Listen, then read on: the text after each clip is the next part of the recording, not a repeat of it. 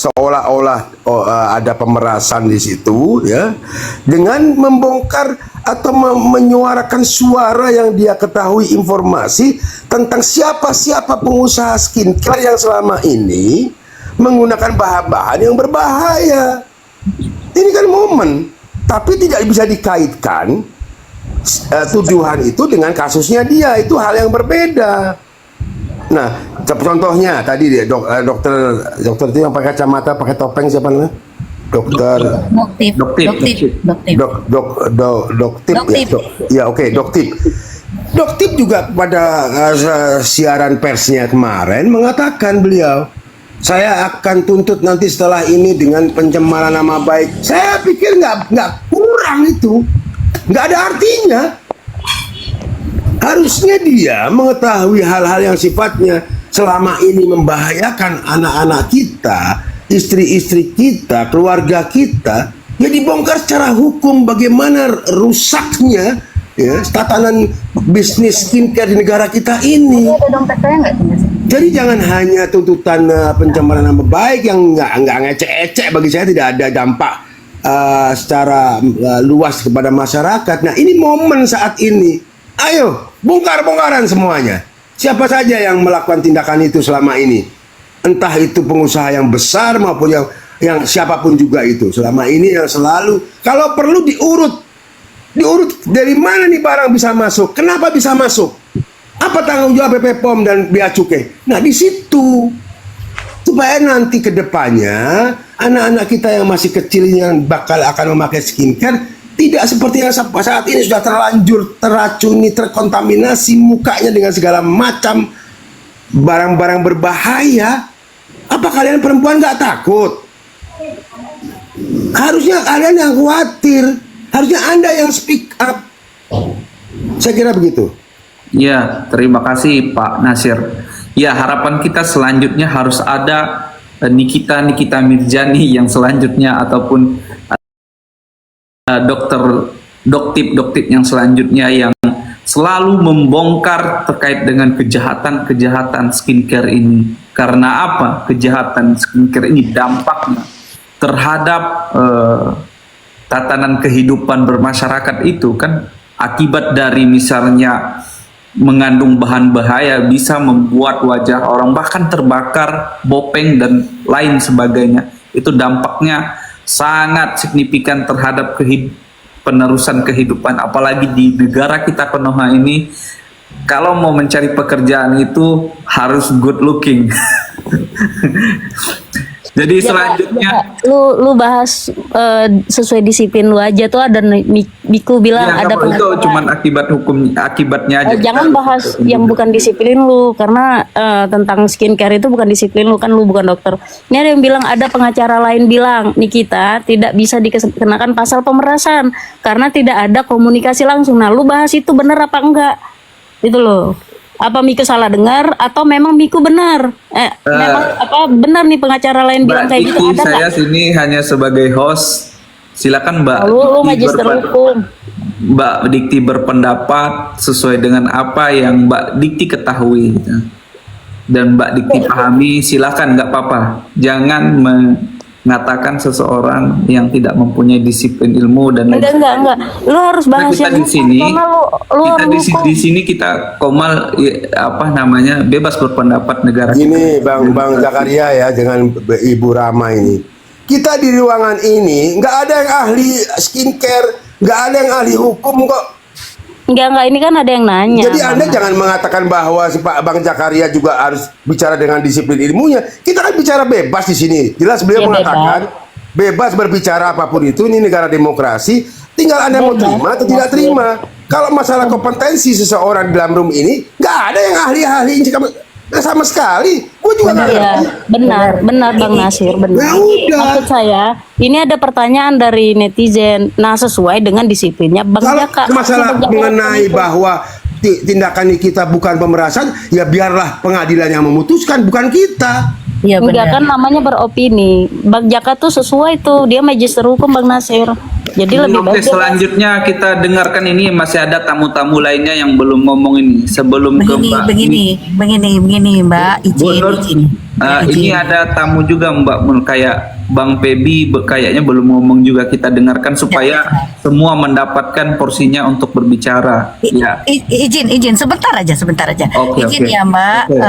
Ketika Satu menit, kita melakukan hal komal ini, tentu kita semua ini tidak ada satupun yang punya kompeten, punya kapasitas, punya apa. Tapi kita di sini berdiskusi, menyampaikan semua yang merasa apresiasi yang pendapat kita, tapi pendapat kita ini belum tentu benar gitu loh. Tapi hal ini kita utarakan sebagai masyarakat, kita berdemokrasi. Jadi intinya kita semuanya, saya siapapun di sini tidak punya kompeten yang khusus gitu loh. Jadi kita hanya berdiskusi dan mudah-mudahan bisa menjadikan nilai edukasi. Ya, Saya Ya. boleh ngomong? silakan Ibu. Enggak, ini Ya. Bang Pebi dulu Ibu. Bang Pebi soalnya nanti Ibu Miske yang sampai ya Bu, biar supaya semuanya porsinya terbagi dengan, karena duluan Oke. Bang Pebi. Bang Pebi silakan Bang Pebi. Oke, izin ya Bang ya. Iya. Ibu ya, Ibu atau Bang? Sorry ya. Kakak ya. Kakak siap. Saya sih tidak terlalu mengikuti tentang adanya skincare. Tapi berhubung berita ini selalu viral, namanya kita hidup di sosial media, semua orang berhak untuk berpendapat dan mengasih edukasi ya Bang ya. Iya. Bagi saya sih dengan adanya Doktip dan Nikmir yang membuka mafia skincare untuk bertujuan flexing dan membela muka rakyat yang rusak itu adalah suatu inspirasi yang sangat-sangat saya banggakan. Karena tidak semua orang yang berani speak up selama ini, baik pun public figure yang lain ataupun dokter-dokter yang lain. Tapi untuk pemerasan saya tidak ikut berbicara ya Bang ya. Saya cuma ingin semuanya bernetral. Baik, aku yakin negara kita, negara Indonesia ini masih bertegak lurus dengan hukum yang ada ya Bang ya. Tapi jika yang diperiksa hanya satu orang, itu menurut aku, pendapat aku orang awam ini Bang, semua itu tidak adil Bang. Benar tidak Bang? Iya. Betul. Yang bersalah ya bersalah, yang pantas ditahan ya ditahan. Seperti skincare yang sudah beredar luas di masyarakat ini, yang overclaim, yang mengandung merkuri, itu jelas-jelas sudah bersalah Bang. Dan kenapa semua ini masih belum ada kejelasan tentang hukum untuk khususnya per skincarean Bang? Bisa dimengerti Bang untuk saya orang biasa ini Bang? Iya.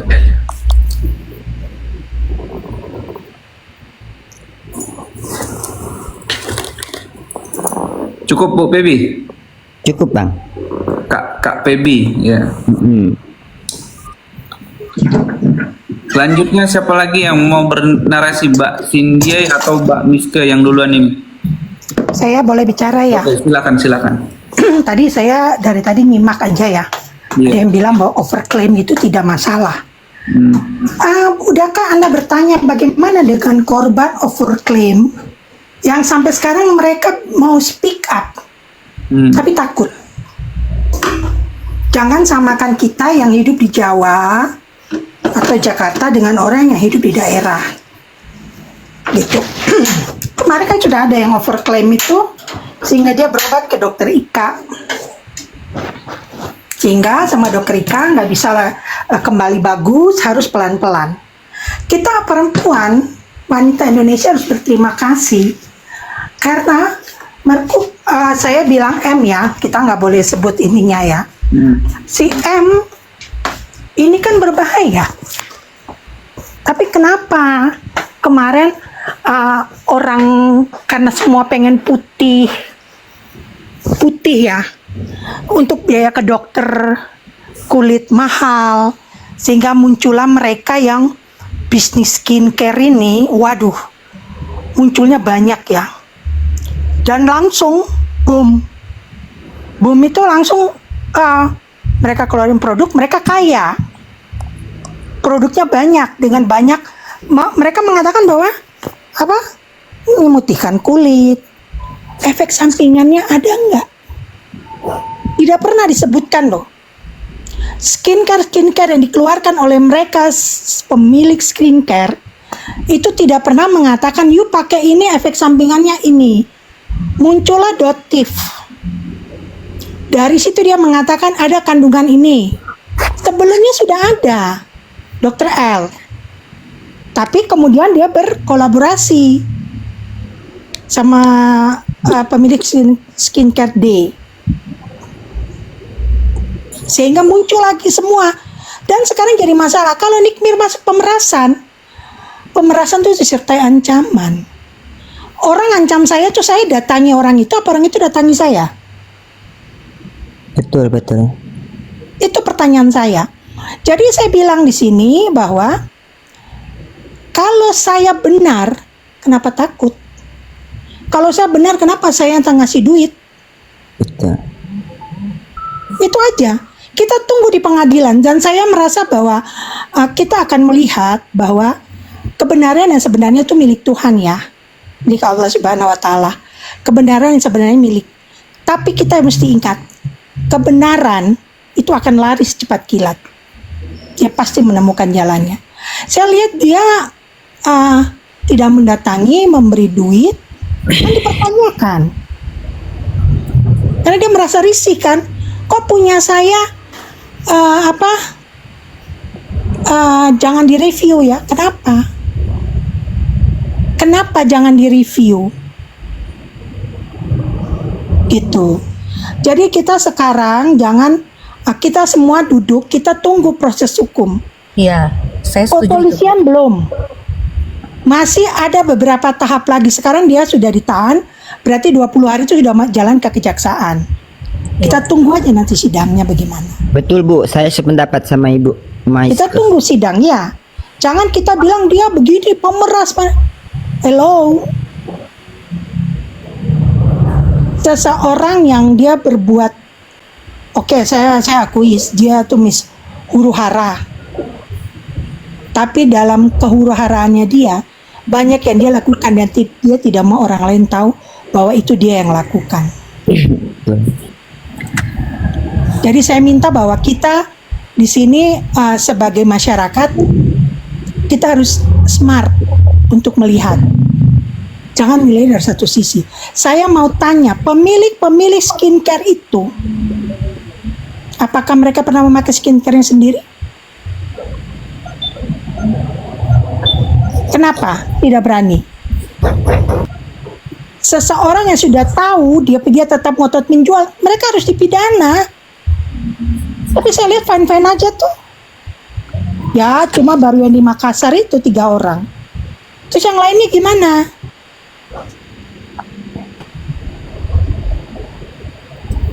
Itu Bang, terima kasih. Baik, terima kasih.